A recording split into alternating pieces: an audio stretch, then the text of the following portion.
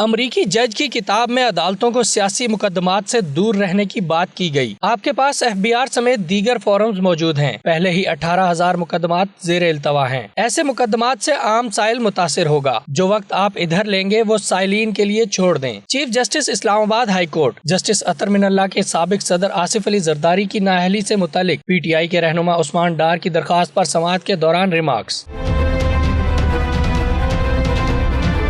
Chief justice ने remarks दिए कि दरखास्त गुजार की जमात अभी इक्तदार में है, वो खुद इस मसले को देख सकते हैं। पार्लियामेंट इस मकसद के लिए खसूसी कमेटी भी बना सकती है। दरखास्त गुजार के वकील ने कहा, हम आर्टिकल 62(1)(f) के तहत नाअहली मांग रहे हैं। ना तो ये ऑनेस्ट रहेंगे ना ये अमीन रहेंगे।